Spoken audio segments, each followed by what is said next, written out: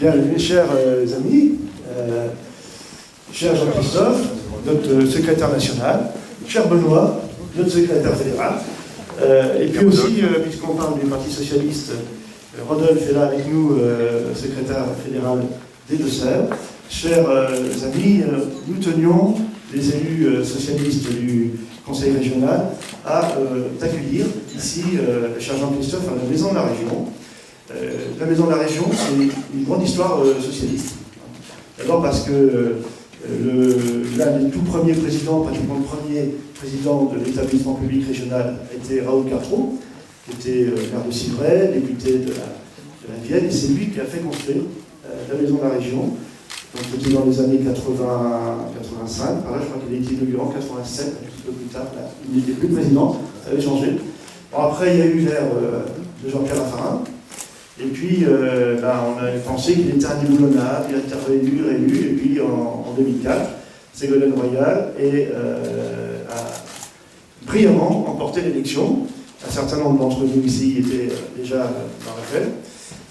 Et maintenant, et depuis, donc, c'est encore Ségolène qui a gagné en 2010 et qui m'a transmis, enfin pas transmis, c'est mes collègues qui ont bien voulu m'élire, je les en remercie, pour lui succéder.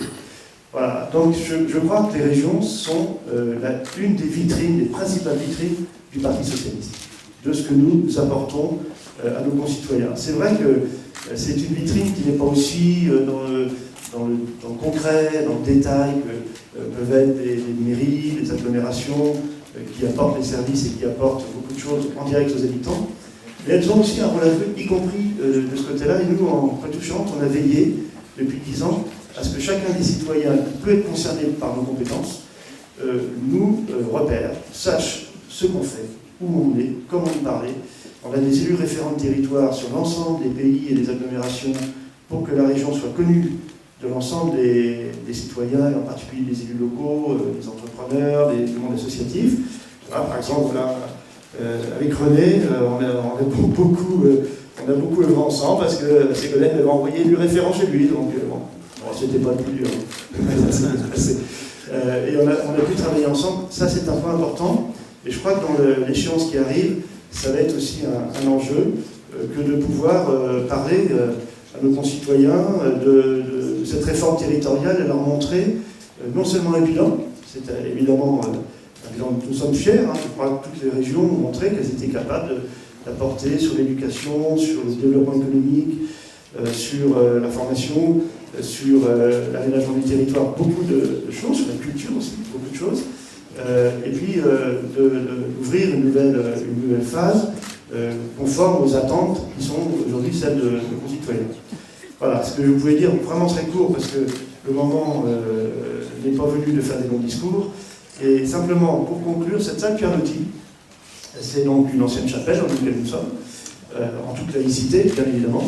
Et on a voulu donner ici un aperçu de cet environnement orientaliste qui a été celui de Pierre Loti, qui est un écrivain majeur pour la région Poitou-Charentes, qui a fortement marqué la région Poitou-Charentes. Donc ça fait un peu le lien. On a vu en bas, c'était Hermione, qui est à Rochefort, et qui va bientôt quitter Rochefort pour partir, se préparer à partir, traverser l'Atlantique. Et puis ici, Pierre Loti, cet humaniste, cet homme qui nous a fait aimer l'autre, aimer le monde, et que nous célébrons ici, dans cette salle Pierre Loti. Voilà, bienvenue, et surtout, je sais pourquoi tu viens aujourd'hui, c'est pour préparer le congrès de Poitiers. Donc, grand succès au congrès de Poitiers. Merci de conseil. Nous sommes là dans une salle Pierre Loti, l'orientaliste, dans une ancienne église, une chapelle. Tout ça est un élément très important dans le moment que nous traversons. À la fois la compréhension de ce que l'Orient des Lumières a pu apporter à l'humanité, et en même temps les racines et nos traditions, tout en étant, comme tu l'as dit à juste raison, rester totalement laïque. Bon, moi je suis venu, pas pour le congrès, mais pour les élections départementales, même si je suis très heureux que le congrès se déroule à Poitiers, et j'ai voulu louer les qualités de la région, et je dis, et en même temps de la ville de Poitiers, dans le socialisme qui est ancré dans les territoires, qui fait le vivre ensemble, et qui en même temps a un très haut sens de l'éthique. Et je voudrais envoyer une petite pensée amicale à Ségolène Royal dans ce moment-là.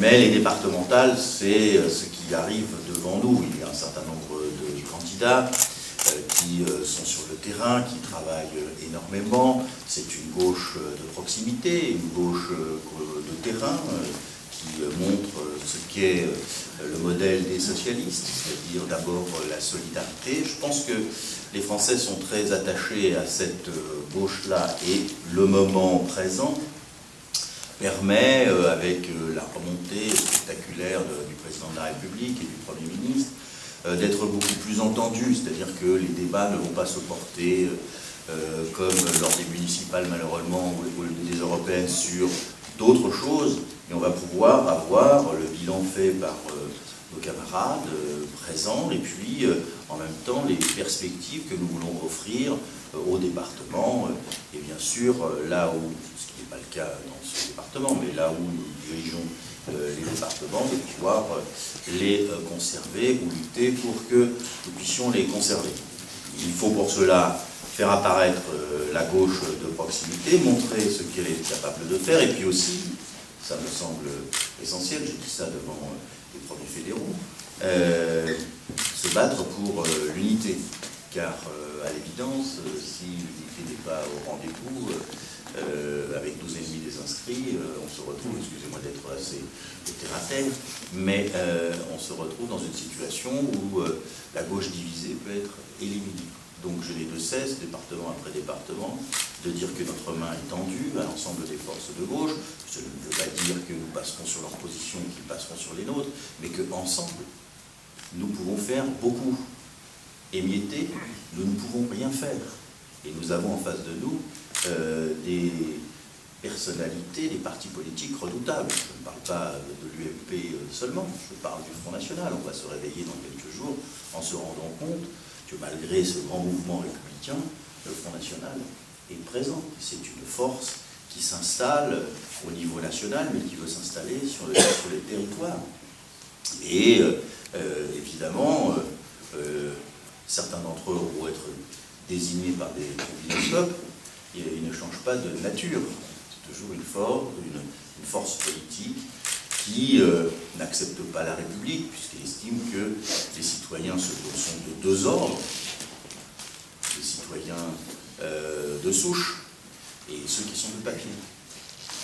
Dans le moment présent, cela voudrait dire des ruptures dans notre société, et des divisions extrêmement profondes, et des tensions, on le voit, extrêmement graves. Bon, donc, combat politique à mener, pour rassembler l'ensemble des forces de gauche, pour indiquer ce que nous voulons faire et ce que nous avons fait et bien fait, et en même temps désigner nos adversaires et nos ennemis. Je suis venu pour cela. Après, je viendrai pour les élections régionales, mais je ne préjuge absolument pas de qui les conduira. Ça reste la grandeur.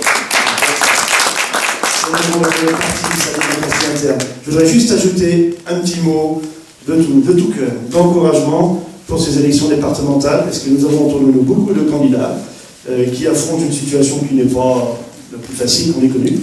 Donc, au nom des élus socialistes, du groupe des élus socialistes de la région, qui n'ont pas pu tous être présents, mais qui vous accompagnent, certains même sont candidats, pas beaucoup, mais il y a quelques candidats parmi nous. Bonne chance pour mars.